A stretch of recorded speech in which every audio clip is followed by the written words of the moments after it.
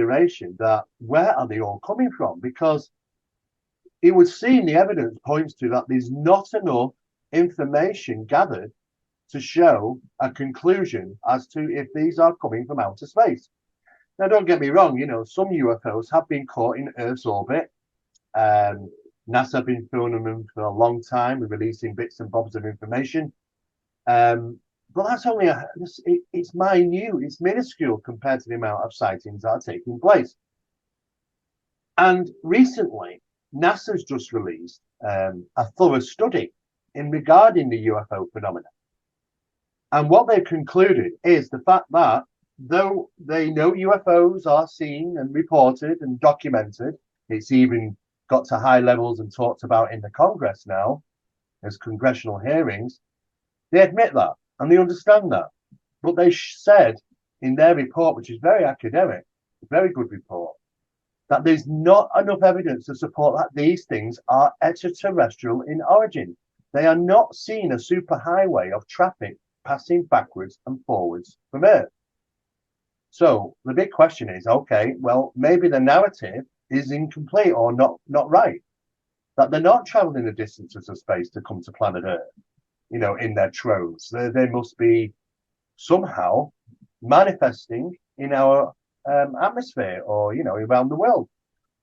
So that led us into some areas of quantum mechanics and quantum physics and talking to Harvard professors who stated many times on record that there are other realities very close to ours, right under our noses, and we just can't perceive them because for some strange reason, the human being is the most limited creature on the planet in our perceptions.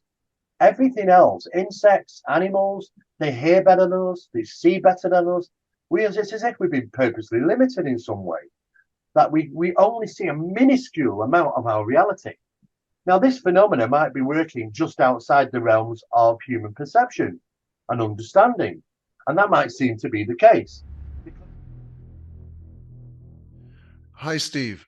So I'd like to welcome you, and can you please tell us what we're going to be talking about this evening? Absolutely. I'm going to be talking about a project that I've been involved in now for almost 7 years in regards to the advanced study of UAP, because it does actually bleed into the paranormal and the supernatural. So it's advanced studies, which I've been involved in all over the world with this project. I'm going to be talking a little bit about that. Can you give me an example? I know you had an example before about the slit experiment observation. You were talking about it. Well, the thing is about UAP, which is the new terminology for the UFO phenomena. We embarked on a mission really to advance the study because it's been very static for many years. And really, another photograph, another video, another testimony is not cutting it anymore. We're not advancing. Really, all we're doing is adding a stone to the mountain we've already got.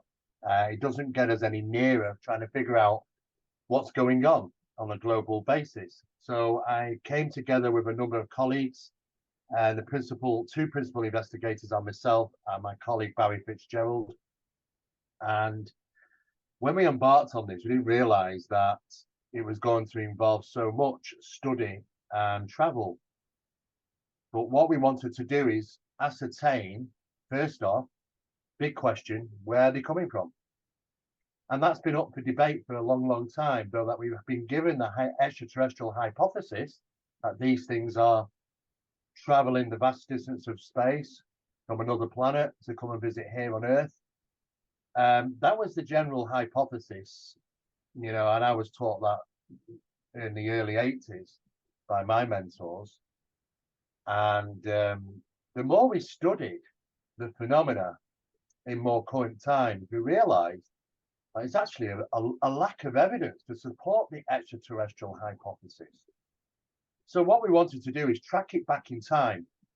And the first thing that we did with Project Doorway, as you can see on slide 1 here, is the work of myself and Barry Fitzgerald. The project is now roughly 7 years in, traveled to around about 14 different countries. And part of that was utilizing some of the best equipment we can lay our hands on to find out if it can give us some information pertaining to, what this phenomena represents. And when we track this back, we realize that the phenomena is much older than we initially thought. The phenomena goes back, well, my friend Barry, he's my colleague, he tracked it back to 700 BC in Botswana with the serpent worship and intelligent interactions with these non-human entities. Now, as we go forward, the maths does change. I mean, you might get different representations, different ways of identifying these things, different names. But when you've dropped the mask and you look at the phenomena, you track the phenomena is consistent throughout all those years for thousands and thousands of years. Now, the thing is that even in more current times, what we found is that the phenomena evolves just as we evolve, it evolves. And what it tends to do, it tends to alter its perception of what we perceive it to be, befitting to the time. And also in regards to technology that we're currently in use. Now, once we realized that this phenomenon doesn't just kind of start in the 1940s, like we initially believed, okay, we had the UFOs, we had the flying saucer eras in the 1952, but it stretches back far, far longer than that, all around the world, and we're talking a global phenomenon here.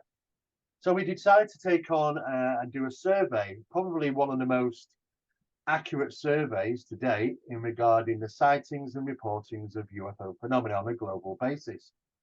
Now, though that we have to be very conservative here, because a lot of the countries around the world don't have bureaus or establishments or organizations that keeps those statistics. Other countries just don't participate. But out of some of the most major countries around the world, and we look at the amount of sightings over a 24-hour period which are logged or reported, they're estimating around between 8 and 20 seconds. That's every 8 to 20 seconds around the world, someone is seeing a UFO, and it needs to be reported or photographed or video or ends up in the media. Now, the thing is that taking into consideration some of those are hoaxes, some of those are misidentifications, it still leaves a huge, huge number. We thought, well, if we've got this amount of objects that are seen around the planet simultaneously in some cases, from one side of the globe to another, then we have to take into consideration that where are they all coming from? Because it would seem the evidence points to that there's not enough information gathered to show a conclusion as to if these are coming from outer space. Now, don't get me wrong, some UFOs have been caught in Earth's orbit. NASA have been filming them for a long time, releasing bits and bobs of information. But that's only it's minute, it's minuscule compared to the amount of sightings that are taking place.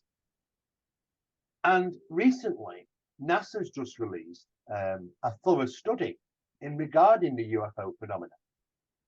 And what they've concluded is the fact that though they know UFOs are seen and reported and documented, it's even got to high levels and talked about in the Congress now as congressional hearings, they admit that and they understand that.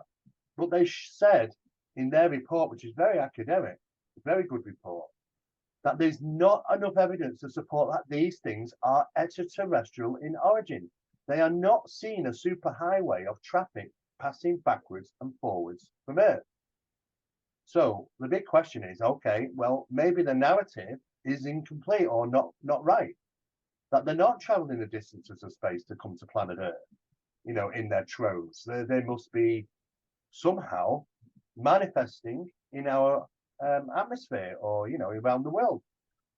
So that led us into some areas of quantum mechanics and quantum physics, and talking to Harvard professors who stated many times on record that there are other realities very close to ours right under our noses, and we just can't perceive them because for some strange reason, the human being is the most limited creature on the planet in our perceptions. Everything else, insects, animals, they hear better than us, they see better than us. It's as if we've been purposely limited in some way, that we only see a minuscule amount of our reality. Now, this phenomena might be working just outside the realms of human perception and understanding. And that might seem to be the case because a lot of the reports now are suggesting that UFOs are manifesting in key areas. Now, we looked into what are those key areas. Could they be locations of positive magnetic anomalies? And we have an image on here. I'll just show you an image here of positive magnetic anomalies. And how we obtain this is using two different satellites. Now, one satellite in orbit looks at the gravitational anomalies, and another one looks at the positive magnetic anomalies. Now, this particular location, as many will know, is Yosemite National Park. And over the last 10 years, there's been a considerable amount of study carried out by David Paulides in regarding missing 411 cases. Now, these are missing people. And I don't mean just normal missing cases, profound disappearances, which happen within sometimes up to 3 seconds. When somebody's stuck next to you, 3 seconds later, they've just disappeared. No sight, no sound of them. And they're very unusual because sometimes is evidence that something untoward or very strange has actually happened, especially when they start to find sometime later clothing in that area, which looks to have been folded neatly, placed on a rock. These places have been, looked at many times. Researchers, as well as search and rescue, have been in there, going over the same location several times, never to find anything. And then suddenly one day something springs out, stands out like a sore thumb. People can't miss it, and it's the clothing of the person who disappeared.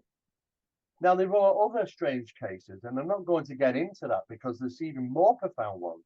I would suggest looking into David Paulides' 411 missing people cases for that. But what is happening is that they're taking place in positive magnetic anomalies. Now, when we cross-reference the positive magnetic anomalies in any given location around the planet, what you tend to find is that not only do you have sometimes these strange disappearances in cluster areas, which is very odd, but we also get a huge amount of paranormal phenomena reported, as well as UFO sightings and cryptid experiences as well. People experiencing Bigfoot, dogmen, werewolves, call them what you will, but they shouldn't really exist, and yet they are seen and spotted and reported in these locations. So what we decided to do is look at the subject as a whole and start to consider, why are we not getting a full picture here? And the reason being is because of compartmentalization. And there's a slide to show you here about compartmentalization, because this is what researchers have been forced to have to do for many, many years. Now, the UFO guys will tend to stick in the UFO camp. What they don't do is they don't cross over to the paranormal very often. And it's the same for the paranormal guys. The paranormal guys don't deal with the UFO guys. The UFO guys don't deal with the paranormal guys.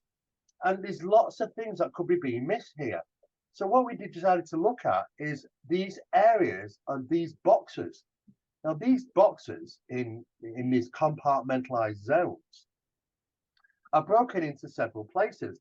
They're broken into UFOs, the UFO box. We're brought into the paranormal box.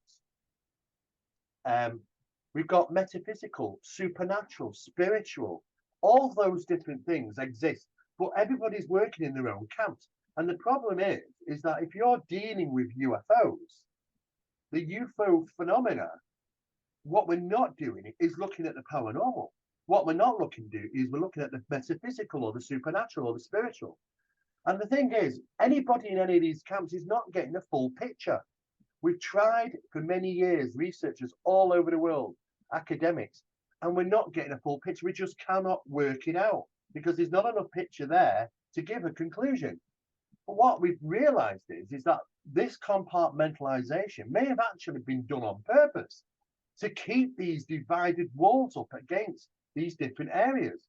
Because when you start to break those walls down and just get rid of them, just take them away, what we have then is an encompassment of what is referred to as phenomenology.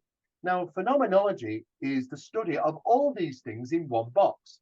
But when you put them all in one box, what you realize very quickly is that, well, hang on a second, that paranormal bit fits in there. That supernatural bit fits in there. The metaphysical stuff fits in there.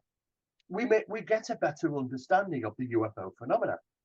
And what we've started to do is look at it as a whole as phenomenology, which we have to do.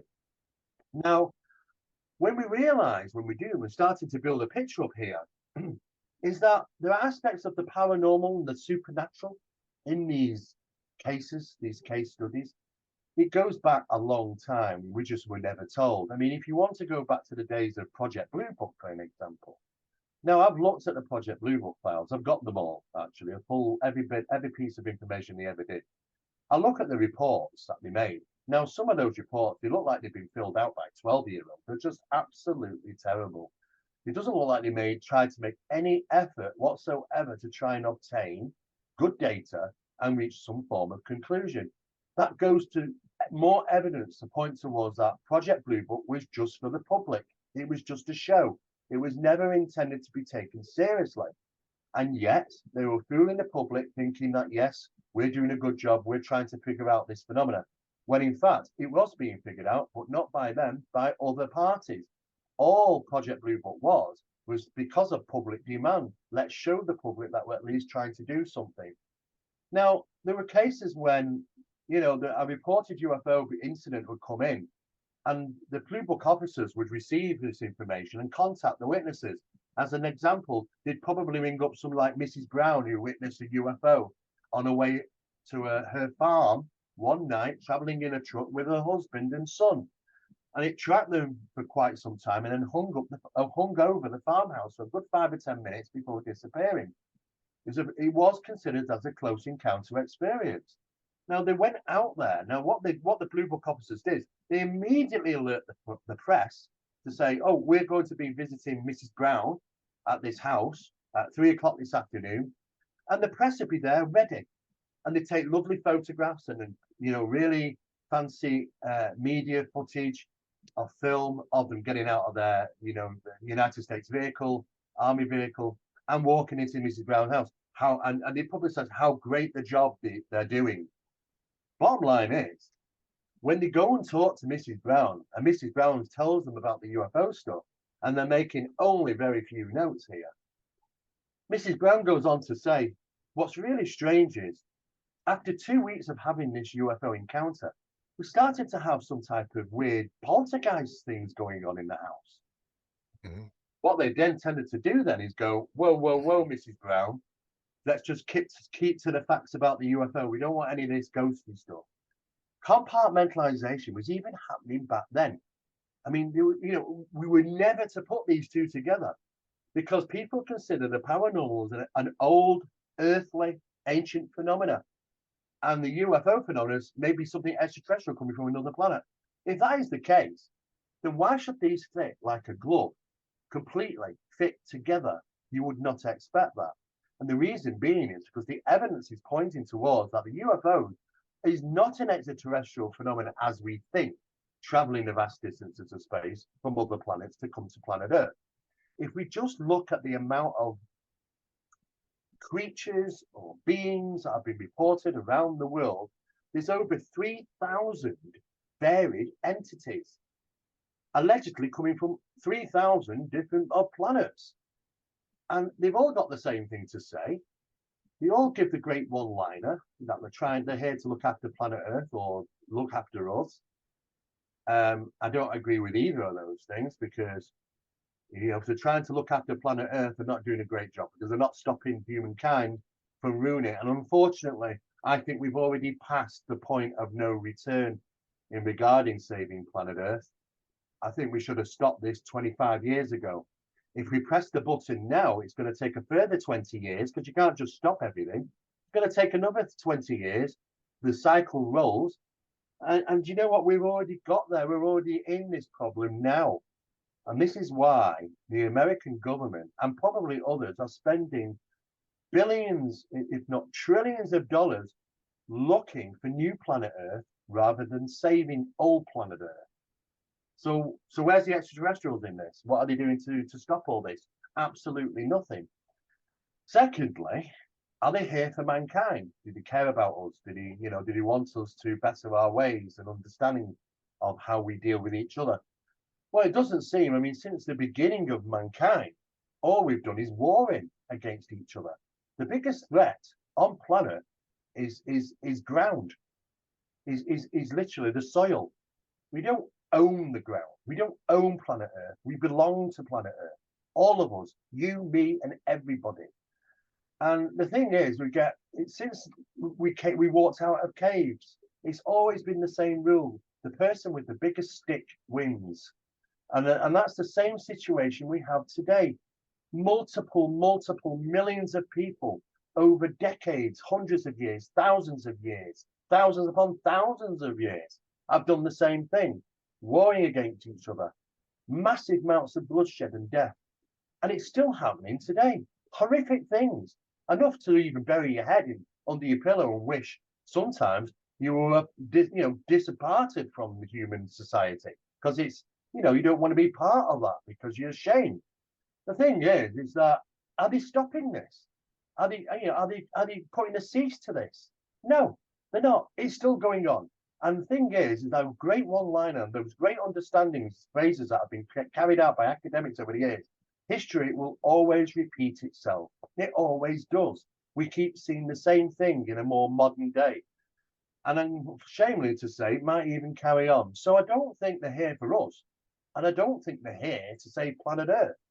What I do think is that they're already here. And the Earth is part of them. That there is a terrestrial phenomenon in some sense. And that they're coming through from other forms of realities. They're popping into our reality. They're going about whatever they do. And then they disappear.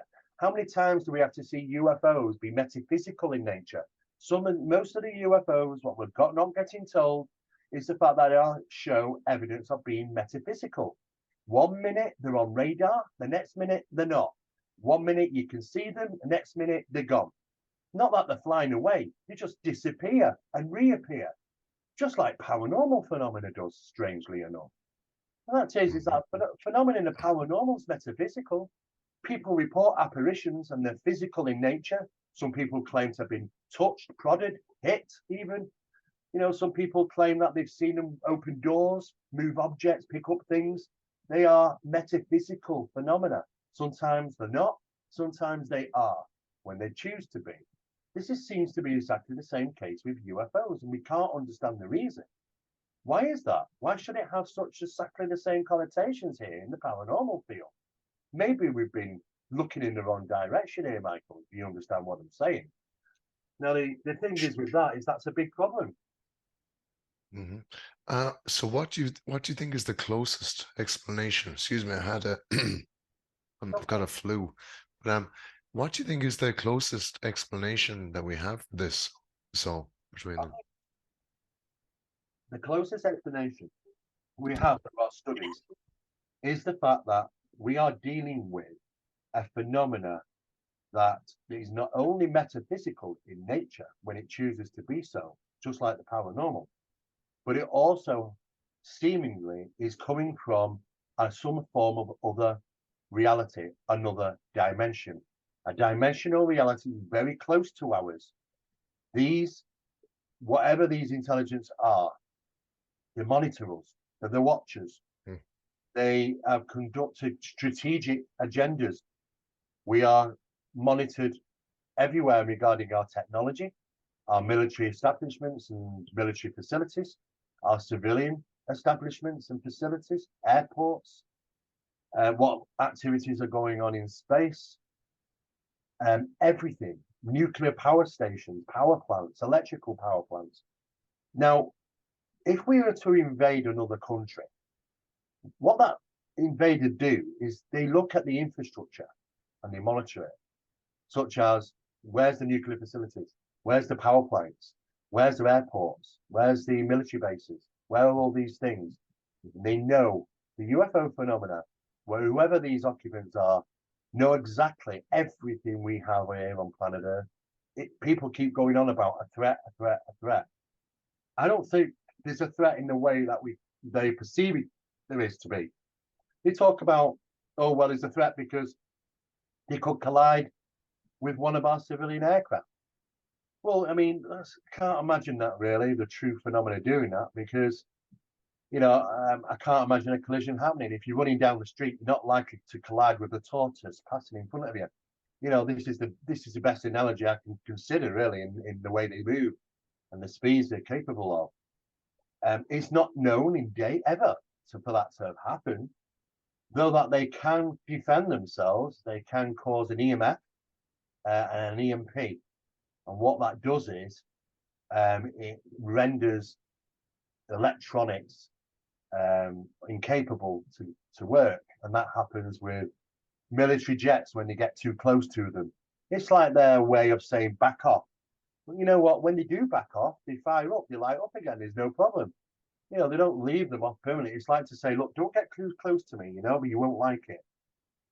So if they know they're being observed, if yeah, they're being observed. exactly, yeah. So I'm not finding enough evidence to say there's a big threat, and this is what the thing is at the moment. A lot of researchers are certainly like the likes of Chris Mellon and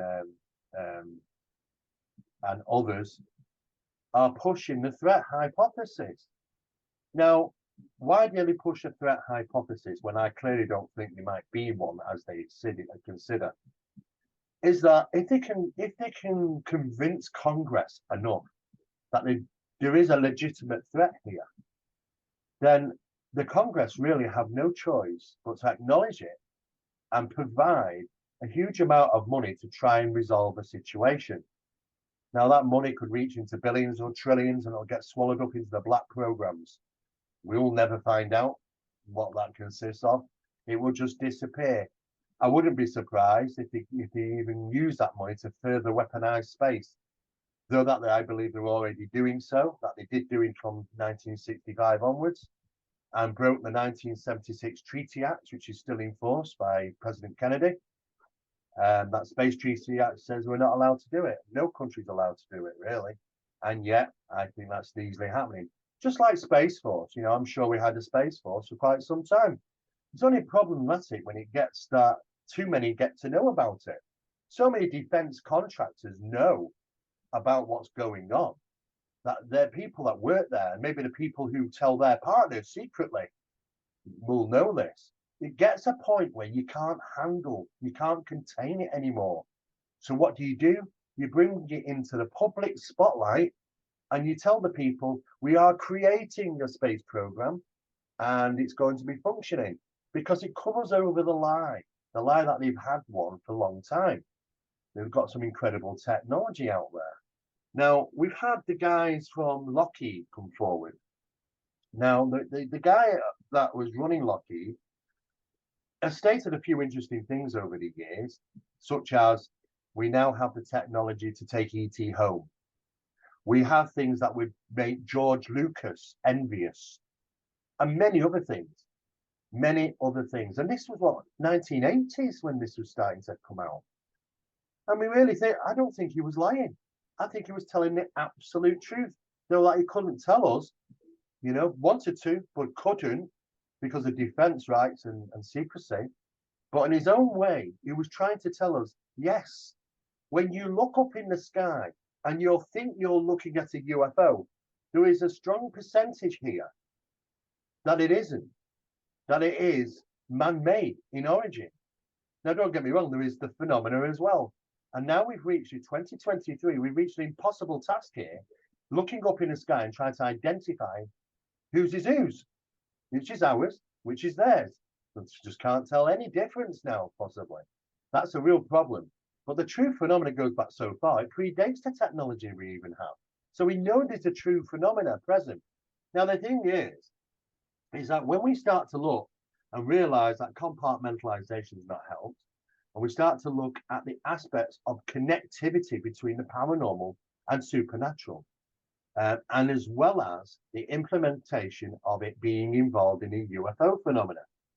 As an example, in 2003, we did an investigation of a poltergeist disturbance taking place in Morecambe in the UK.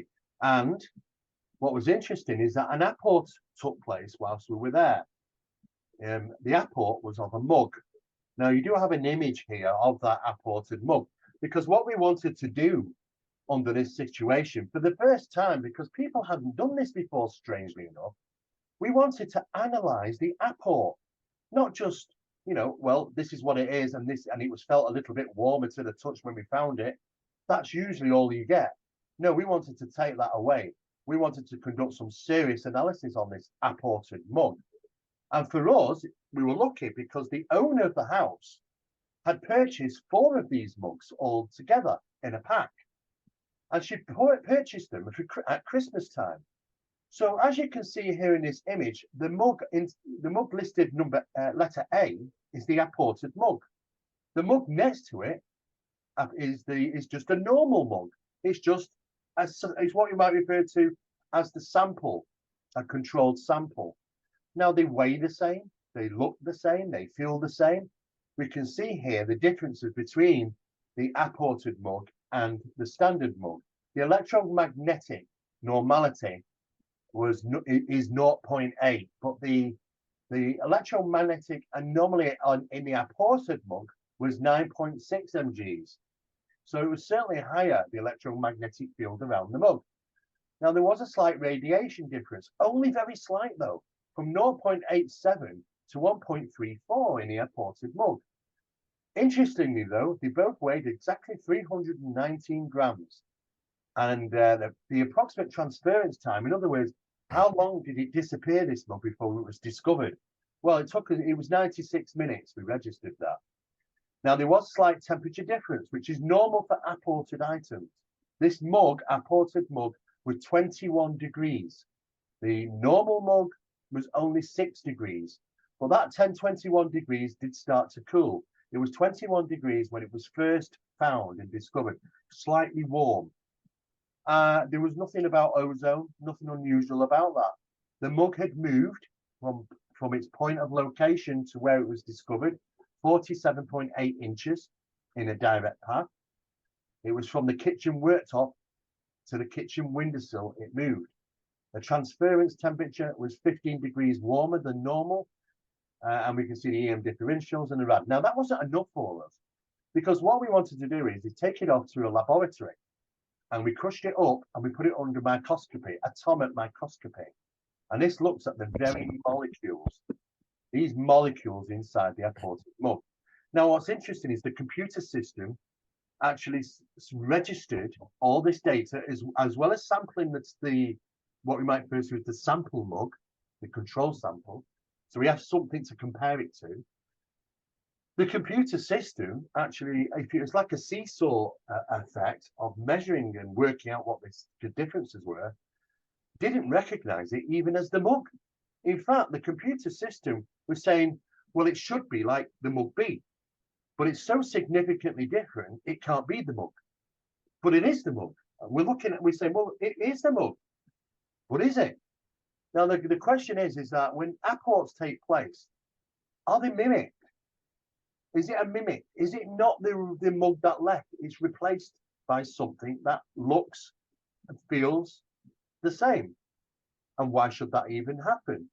Well, we don't know. This is the problem. We don't know if through the transference we assume it's materialized and dematerialized. It's an assumption because we've never seen it. It's never been documented in history.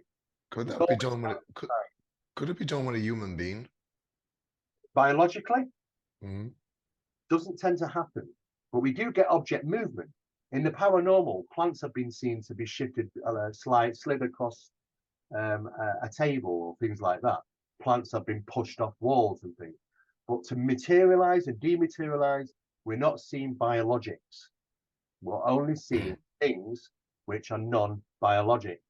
The only thing I'm thinking of the a changeling. You know, the Yeah, you know, the changelings. exactly. Well, that's again, that's the same phenomena. The phenomena can certainly do that with themselves. Absolutely. So we're wondering to ourselves, okay, well, the computer said can't recognize it as the mug, though it clearly was a mug. So we asked the computer to look at the real inner details. And what we found was, when looking at the molecules of the aborted mug, it was significantly, massively different than the control sample mug. So much so, it was, the computer couldn't recognize it. But what it did recognize is that the molecular structure of the aborted mug, being so different, had a unique diathermic reaction, and it was only found in the aborted mug. Now, what's interesting is that we had seen this diathermic action before, and we were trying to figure out where had we seen this diathermic reaction, and we were looking through all our paranormal case files and stuff, and we just couldn't find it. But we knew we'd seen it before, and I'll tell you the reasons why we didn't find it for 3 months is because we were looking in the wrong files. We were looking in the paranormal files. We went over and started to look in the UFO files, and bingo, we found the report. What that report was, it was a UFO that wasn't seen to fly around. It manifested close to the ground. It was just a burst of light, and this thing appeared at ground level, right above the grassland. And what happened was, for the duration of time it was there, when it disappeared, which it shrunk into itself and disappeared, dematerialized, it affected the area and the plants around it, caught in the auric field of the object. Those plants were taken and analyzed by scientists. It was referred to, the report, as a plant biological traumatology test. And what the results of that conclusion was is that the plants had a unique diathermic reaction. They'd been affected by a unique diathermic reaction. That diathermic reaction is identical to the aborted mug diathermic reaction. There's no difference. And we started to consider then, well, this is big news because the sudden appearance and manifesting of a UFO and the sudden appearance of a manifesting of an aborted mug are utilizing the same physics here. And if they're utilizing the same physics here, how can that be when they're two completely different things? And then we had to have a light bulb moment was, well, hang on a second, they might not be two different things. Why are we thinking that these are two different things? Because our old teachings have told us that. Keep the paranormal in this camp, keep the UFO in that camp, and they're separated. They're not. I'm going to stretch out by saying the UFO phenomena is an aspect of paranormal phenomena. It's all linked in there. Same phenomena. Interacts us in different ways, be it the paranormal, the supernatural, or the ufological, even cryptids. And what we realized very quickly here is the format of investigation had to completely change. And what we realized, we needed specialized equipment. So we ended up spending a lot of money and a lot of time getting hold of the right type of equipment. One of those devices, well, actually, we've got a few of them now, is what is referred to as a time displacement meter. It's a DT meter. And what it does, it measures distortions in time. Now, we wanted to use these devices in locations where the UFO phenomena had been seen manifesting over a short period of time. We had to get there pretty quick, feet on the ground, to do these tests. But over a period of time, we ended up being lucky in the right place at the right time. And what we discovered was there was latency. There was a time difference. And how can there be time difference? Well, we looked at some of the reports. Now, there's been quite a number of reports from people who have been traveling in their vehicles at night. And sometimes there's a UFO which might have been seen. And what happens is the car headlights start to bend towards the UFO, towards the object. Spends towards it's landed. It looks like it might have landed in a field. The lights are bending towards it. We have numerous different of the same reports. The last one was in 2005 in a place near Cannock Chase in the UK. An object was seen, and it manifested, and the headlights bent towards the object. That means only one thing, according to Einstein theories and mathematics. The ruling is that if light can only be bent by gravitation, by gravity waves. And nothing can escape gravity wells, not even light waves. And what happens is it pulls the light towards the gravitational well. Now, why would there be a gravitational well where UFOs manifest? Well, the thing is, according to Einstein, two things can't exist in the same space and time. Now, if I was to go like this and say, well, there's an empty hole, it's not an empty hole. We have light waves, we have gravity, we have electrons, we have all sorts of things that we can't see in that hole. If that hole is going to be taken up and occupied by something else, whatever's inside has got to first disappear. And that is the transference of what you might refer to as the manifestation process. And what it does, it manifests, the UFO manifests in a key area. What was there is gone. And then when it dematerializes, it leaves a void. It leaves a hole. But that hole starts to get shrinked very, very quickly. 48, 72 hours, it's gone. It's filled up. But instantly at that time, it can leave a trace marking behind. This is what we refer to as monitoring the void. And when we take equipment out there and measure those locations, we can get readings on them showing that there's these disturbances. We can pick up gravity wells now. And what we did is we used certain equipment to register that we are picking up gravitational disturbances in this area where they've been manifesting. And the equipment was specialized, used was certain types of these special meters. But people kept saying, well, maybe the meter's faulty. So we go and use a different meter. And maybe that meter's faulty. We'll get another meter. Or maybe that one's faulty. And we just thought, how are we going to get around this? We need to demonstrate this visually. And we did. Because what we did is we got a laser. Now, people have seen these pointer lasers before. You can get some quite strong powered ones. What we did is we fixed it to a tripod and we turned it on and we fired it through a ferrocell. Now, a ferrocell is a glass lens. It's a bit like the old lens off a bike. That's right. You know the old bicycle lights with the glass lensing? They're slightly concaved. And when you fire a laser into the middle of it, because it's concave, the laser light scatters to the rim of the concaved edge of the ferrocell, leaving a ring of light. If you go near that with a magnet, you'll pull the light. Now, I've had arguments with physicists, because physicists will say, oh, no, you can't bend light. Yes, you can. Oh, no, because you need the gravity of these huge amounts of gravity, like the power of the sun.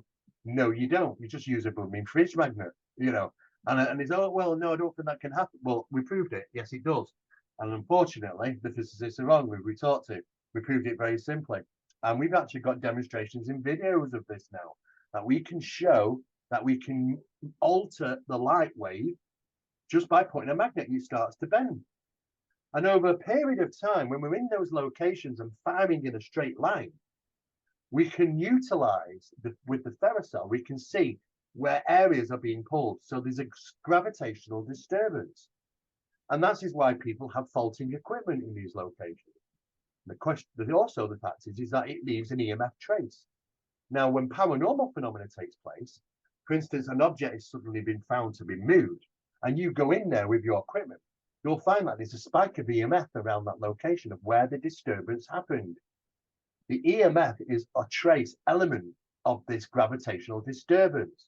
It's not that we're picking up ghosts with EMFs. We're picking up the gravitational disturbances. The micro-gravitational disturbances in the atmosphere leaves a trace element of EMF behind. And that's what we're picking up. They're not ghost detectors, these things. There are loads of different ones, things with beautiful coloured toy lights on and stuff. Most of them are useless. At the end of the day, though, we're seeing that, again, we're seeing the same thing on the ufological side as the paranormal side. And what we wanted to do here is conduct these scientific studies in these locations, which means that we've had to travel all over the world. And what we started doing is utilizing the two satellites in orbit, the gravitational anomalies and also the magnetic anomalies, and look at key locations where these things are happening. Where are the key things? Well, what we did is, to prove this, we went back in time, which is the best thing to do, and start looking at the biggest cases in the world, the most significant reported UFO incidents. And we looked into them, we thought, well, hang on a second, this is in a positive magnetic region. And we thought, well, this is a positive magnetic region. And what we do is that when we take this equipment in there, we can start to get measurements. Now, the thing is that over 2,000 cases we looked at, and they were almost all in positive magnetic locations. You know, the Lonnie Zamora case, for example, aerial school incident, you know, the Flatwoods monster, you know, the list goes on. The Kecksburg strange creatures, you know, which took place in the 1950s. It goes back a long time, but they're in these locations.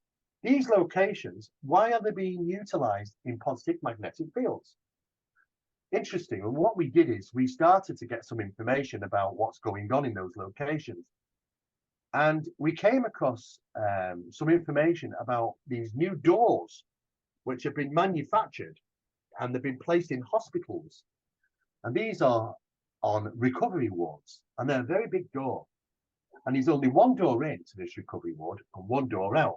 But when we talked to the academics, they said, well, you know, what are these doors? Well, these doors are the new doors because they're safety. I said, what do you mean? Did it close in an emergency? No. He said, what happens while they're on recovery wards is because there's a positive magnetic field around the door. And what that positive magnetic field does around the door is it almost blocks all bacteria getting in and all out. Which hospitals do this? How many hospitals? There's about 40 different hospitals, the new types, these doors, about 40 hospitals around the world. Got 2 of them in the UK. Most of them in sort of the America, Los Angeles, California, those areas. We've got some in China and Japan. You know, they're relatively new, but it's stopping bacteria from crossing the barriers. And I thought, well, hang on a sec. So basically, what you're saying is low bacterial areas are positive magnetic regions. If bacteria doesn't thrive very well there, then it's going to be low. I agree, he said. And I thought, well, hang on a second. Well, these are manifesting in key locations of positive magnetic anomalies. They're appearing and manifesting in safe zones, in area safe zones. And you go back to wherever they are in area safe zones. You don't want to take too much back with them. They're coming into our environment. Now, what's in our environment? No, people don't really realize that, you know, the air is full of toxins. The air is full of germs. The air is full of diseases. You know, the air is full of parasites. We live comfortably in that environment. Something coming from another environment, there's going to be hazards, and we don't even think about that. Just as simple as the common cold, any form of bacteria. These things are manifesting in key locations, seemingly on purpose. So I asked the question, well, why would they do that?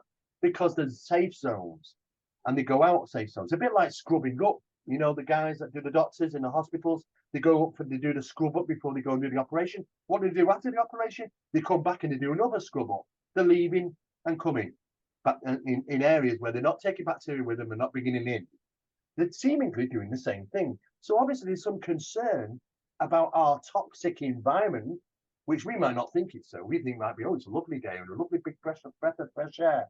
Yet to us, to something else that's foreign to our environment, to foreign to our reality, there's considerations to be made here. I think obviously there's some significant problems, even just a simple common cold. And then you start to look, okay, well, you look at the animal mutilation phenomenon, the animal killings. It's been going on for quite some time now. People will try and tell you that, oh, it's the government doing it. But, you know, our reports go back into the thousands of years. And we've got them right up to 500 years ago, 400, 300 years ago, 200 years ago. It predates all the technology of the government being involved in the animal mutilation phenomenon. I'm saying, though, that maybe some of the government are monitoring those that could do these operations with black helicopters and things, and we start to look at them and say, yep, they're the guys doing it. That isn't the case. They're taking soft tissue and blood under the circumstances, because we know these animals are alive at the time when these incidents happen, and they're live on purpose. They're not tranquilized, they're not put to sleep before they do it.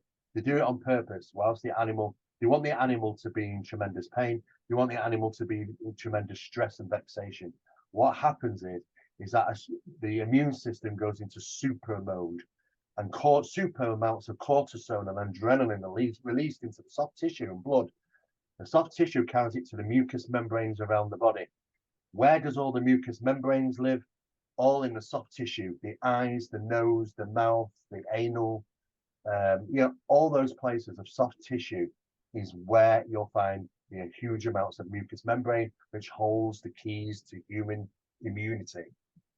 And it's also flooded into the bloodstream at great levels, especially cortisol and adrenaline. And what happens is that the animal's blood is taken, sometimes up to 10 to 15 gallons of the damn thing, not a single drop on the floor. They're taking it because it's all about immunity at the end of the day. Because if you really think about it, when it comes to UFO phenomena, how often are they really in our environment? They're crafts. When they can travel into space or underwater, yeah, fantastic. They're perfect. They're like, you can't get anything from them. I mean, you're like a submarine. It keeps you out of that environment. It's the perfect craft to seal you away from our environment, away from toxins, away from all those things. It's a perfect craft to do it so on many occasions. So, Steve, if you're saying, if I'm following you correctly, you're saying that this has been going on for thousands of years, literally, and going back to the animal mutilations, if they want the blood, and if they want the blood because it's full of adrenaline, excuse me, I'm with the flu, I can't talk, but if they want the blood because it's a heightened sense of panic, why do they want this for immunity? Why exactly? How are they implementing this for immunity? That's a good question, because just think for 1 second, how much are they in our environment? Well, when they do come into our environment, they quickly take us to their environment, don't they? If the alien abduction phenomena, they don't happen. They don't do the routines in our environment. It's quickly taken, and they're taken in a metaphysical sense. They walk through walls. They pass through. They're not fully in our environment in a main physical sense. They're walking between the worlds. They're walking between the lines here, just like the giant triangular sightings of these huge triangular wing-shaped objects that appeared over Phoenix. The people said they were huge, massive. You could even land a plane on the wings. And they were so big, but when you looked at them, they were all shimmering. They were shimmering because it's not a projection. It's not Project Bluebeam. They're walking, they're just entering between our realities. So therefore we see it, but it ain't quite physical. And this is what the paranormal does. They walk between the lines. When they enter into our environment, on many occasions, they're generating infrasonic sound. And as you can see in this image, we didn't realize they were generating infrasonic sounds until we started realizing, why do insects and birds all seemingly go quiet just prior to the UFO incident or UFO encounter or sighting? Sometimes they're referred to as dead zones. Sometimes they're referred to as the Oz encounters, the Oz factor. But the science of this says the insects and the birds and the wildlife around can have better hearing and stretch their hearing into the infrasonics. They can hear the infrasound. And while these, take an example for crickets, we all saw this in the very, very famous film Steven Spielberg made, Close Encounters of the Third Kind, when he was sat in his truck and then all of a sudden, boom, everything goes dead, get quiet. Strange feeling comes out and then woof, a UFO incident happens.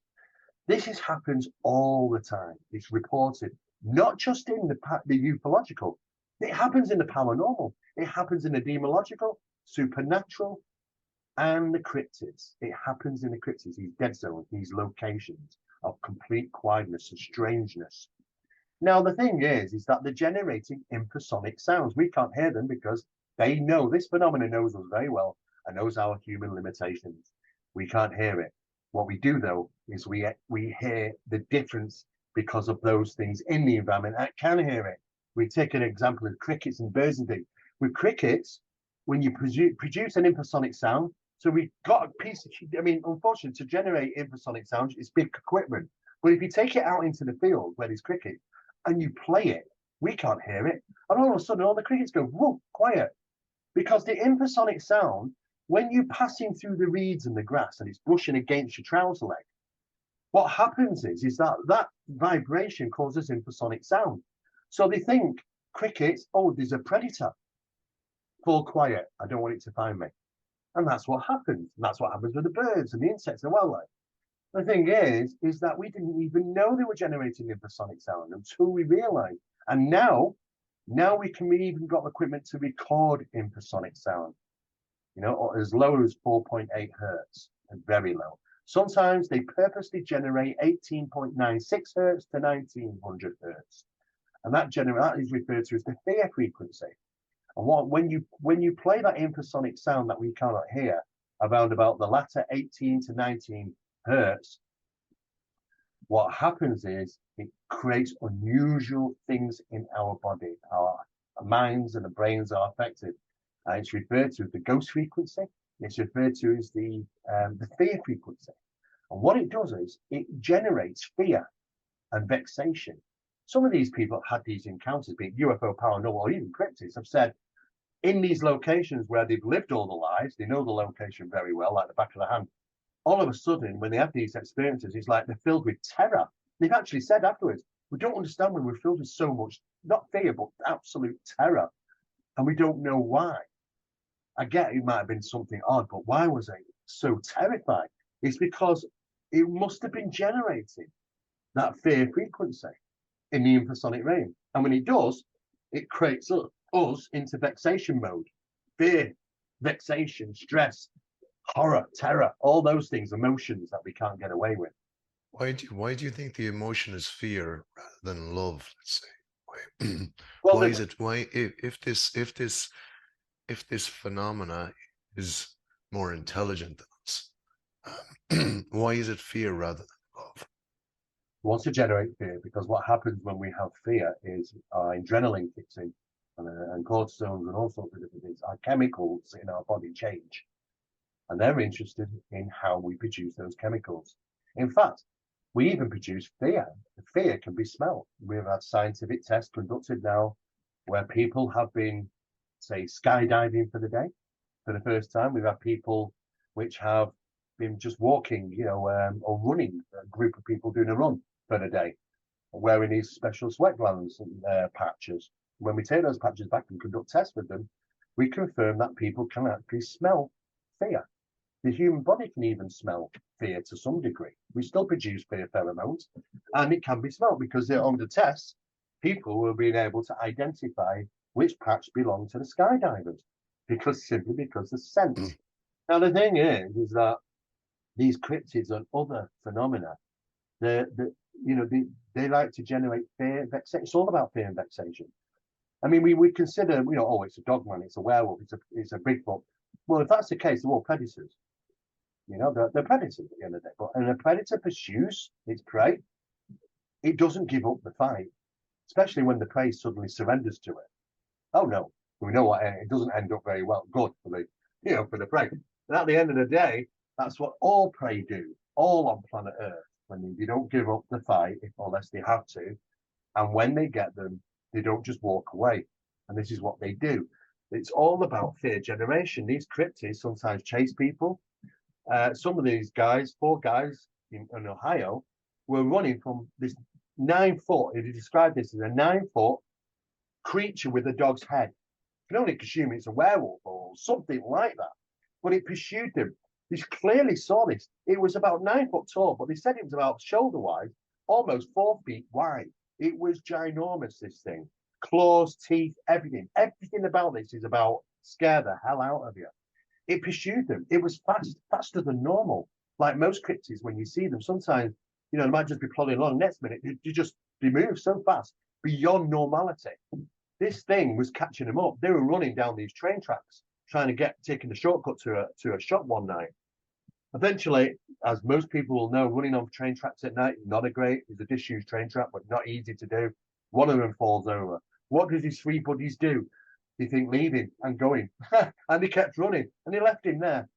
And something very instinctual came over him. This thing, huge thing, snarling, big teeth and fangs, whatever this thing was, got up to this guy. He was on the floor, absolutely petrified.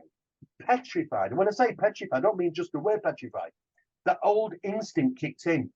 A very old ancient instinct kicked in. And it's like rabbits in headlights. If I don't move, it won't see me. Of course it will, but you can't help it. It's an instinctual thing that takes over. And he froze, absolutely in fear. What's the creature do? It didn't know what to do. It was like, well, the game's over now. I can't scare you anymore. And it ran off. No predator does that. Not one single predator on the planet. The whole process is about generating fear, vexation, stress.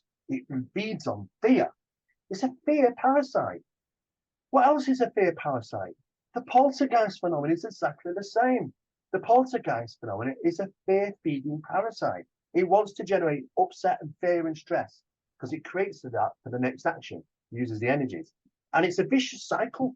Then oh my God, I've seen it again and all stressed, uses it again. And it's just a circle, goes round and round until you can get in there and try and eliminate the circle of this way how people act because we're feeding the phenomena. It's the fear parasite.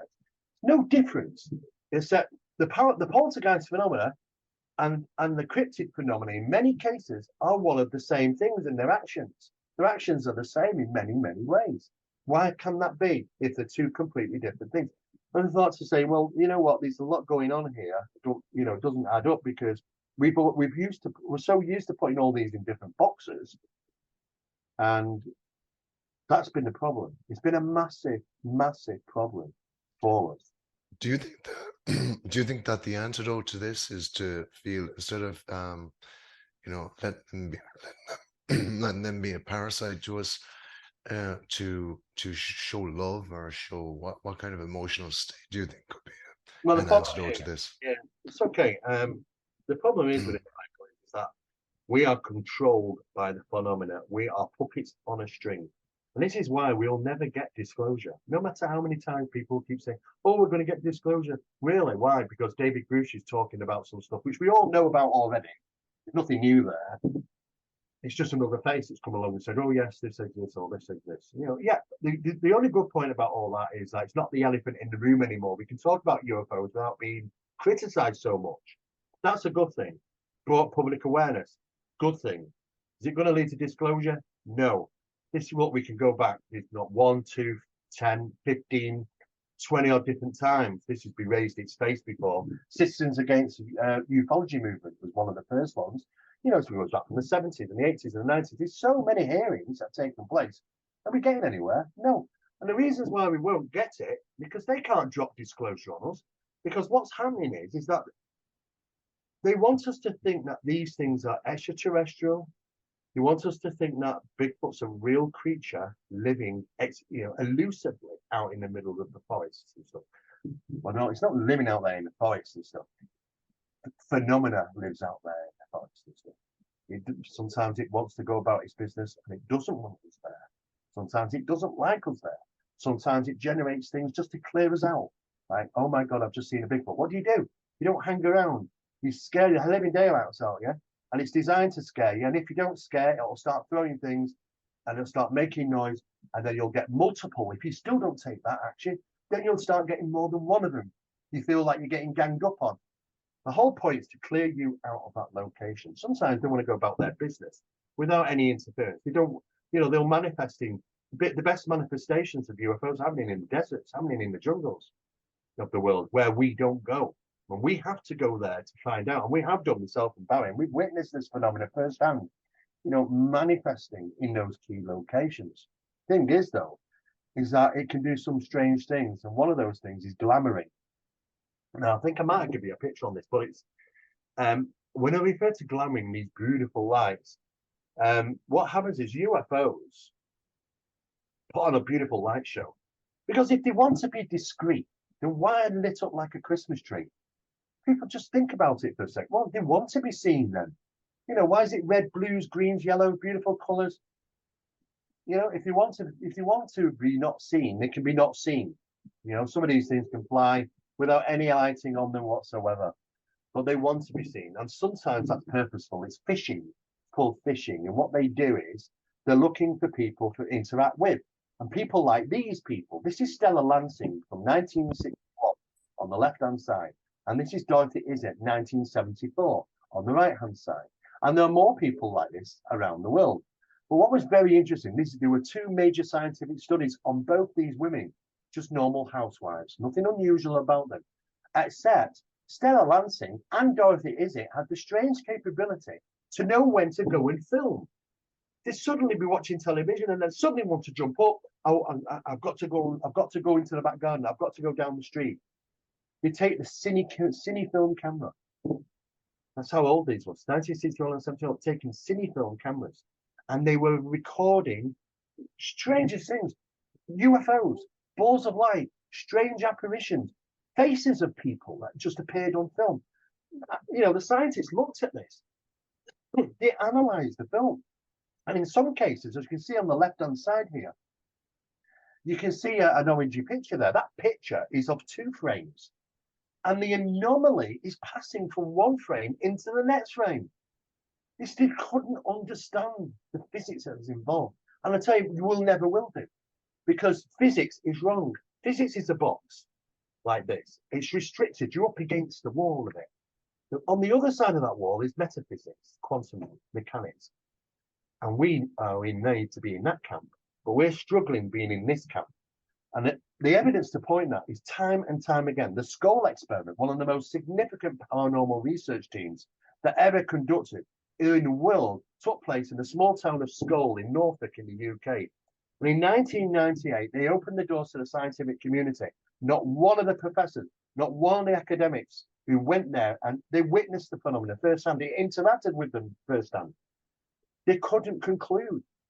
They all said it's real. It's happening. And what was really interesting is that the recordings of communicating with these non-human intelligences was done on a small 1980s flat tape recorder. I remember them. They were a big, put a full-size cassette in them, pressed 2 big buttons down to record. Thing is, they took the power out. They took the batteries out. It still recorded them. It's still recording without even the spool heads going around. They took the recording head out of it, and it still recorded it because the phenomena just transplaced it directly onto the film of the cassette recorder. Exactly the same thing happened with Bacchi. Now, Bacchi is known for communications with intelligences through a big old radio from Italy. World famous. Science guys came in, descended upon him, and conducted the test. First off, they put the whole radio inside a Faraday cage, a very specialized manufactured Faraday cage to hold the radio. No signal is going to perish it. And it still communicated. They couldn't understand. So what they did is they went in physically into the radio and took the big tubes out. So it can't work. And it still worked, still recorded, still came through the voices. Because this phenomenon is outside our physics.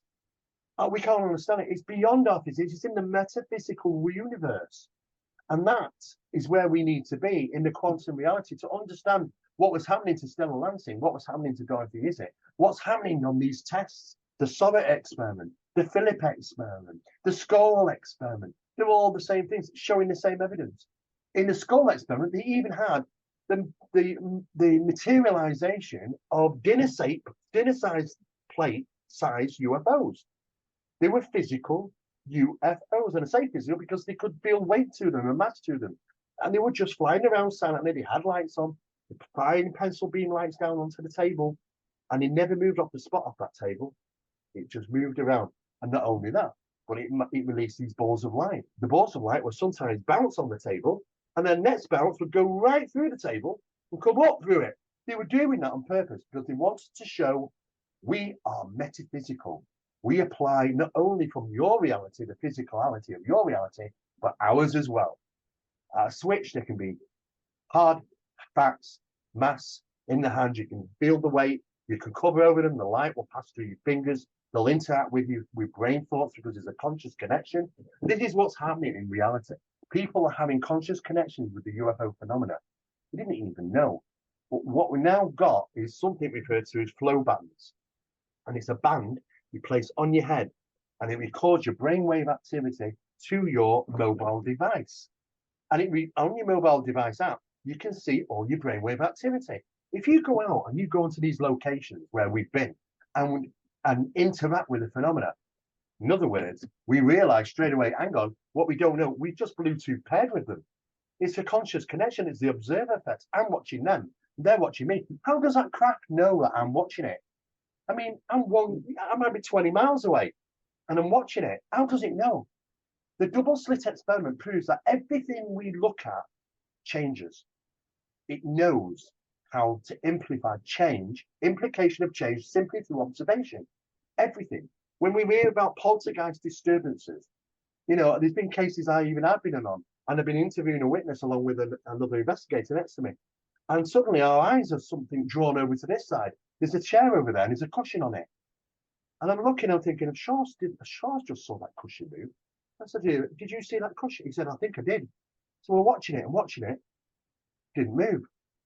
Eventually, we took our eyes off it to look back at the witness. And sort of, whoosh, this thing goes across the room. Why does it move when we're not looking at it? Because what we're doing is we're quantum locking it, in a sense of speaking. Because of this double slit experiment, the whole thing's changed. It acts, the electrons in it act differently because we're locked on it. We're watching. This is why people never see a poltergeist action take place from the resting point. In other words, I saw it move from its resting point. No, it's always caught mid-flight, always, or at the end result, but never its resting point, because when we're watching it, it doesn't happen. The UFOs, what these occupants, they understand that observation. In other words, something triggers in them and go, we're being observed. They know they're being observed because they can recognize the electrons being changed through observation. And when it does, it chooses who's observing, and it goes, okay, I am going to interact because this guy is on the same level. I'm going to interact with this guy. Your Bluetooth's paired. These devices that we wear, it's proven now that the quickest time we've ever lost our discernment, in other words, we've paired with the phenomena, the conscious connection, is 20 seconds. Just 20 seconds. That's how fast we can be taken by this phenomena. Something very interesting starts to happen. When you say 20 seconds, you mean like 20 seconds that they know that they're being observed, or what do you mean by 20 seconds? They recognize almost immediately that they're being observed, because that's how electrons work. But when they want to connect with you, it can happen as fast as, it could even happen faster, I don't know, but we've got it registered at 20 seconds. 20 seconds. And how do we know? Well, what happens is that when we have this conscious connection, our brainwave state changes. It changes, and it shouldn't do, because we're in a conscious waking state. It changes into theta. It suddenly goes to change. And these flow bands measuring our brainwaves on these can see the change. We now can see our change in our own brains we would never have even known. What happens in the theta? Well, we're in a perfect place for manipulation of perception. It's like being in a semi-hypnotic state. That's what it does. It's semi-hypnotic state. And the thing is, no wonder in the old days they called this the serpent phenomena, because serpents are key nodes for hypnotizing. All you've got to do is think about the snake out of the jungle book. You know, I mean, the whole thing about hypnosis has been around that. And it does. Listen, and it does it in two ways. It glamours by putting on a beautiful light show. And you're hooked in and you're watching this. You're not taking a photograph. You might have the camera around your shoulder. You might have the camera in your hand. It's not going to let you take a photograph, though, because what happens when theta happens in your brain, cognitive limitations take place. And you don't think or act properly. In other words, they've got you. They've got you. And you don't even know that you've been gotten, to be honest with you. You just think the excitement, I'm looking over at this beautiful light display, and it's going like this. It's like the magician's hand.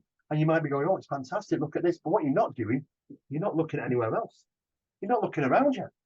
We've been in locations where this is demonstrated, and serious stuff has been seen in the sky, and we're locked on. What we didn't realize is that there's stuff going on behind us, because this is what it wants to do.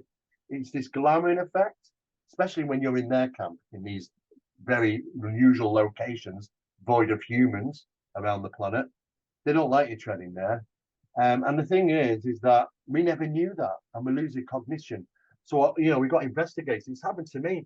I've witnessed phenomena driving. I'm only going slow. I see the phenomena 20 foot, it manifests 20 foot away from me. Normally, anybody knows me, I'm going to slam the brakes on. I'm going to jump out the car. I want to know what this is. That scares me. I want to know. I'm happy to interact with it to some degree, that is. No, I don't. I travel down the road another half a mile. And then suddenly I come to as if like, what the hell's just happened? Why didn't I jump out? Because I'm controlled, the cognitive limitations take place. I was in theta brainwave. I didn't even know. You would never know you're dropping into theta and controlled by the phenomena. It doesn't just happen in ufology. It's also recorded and happened in paranormal cases. Also, there's exactly the same for cryptic phenomena. Why are they all doing the same thing?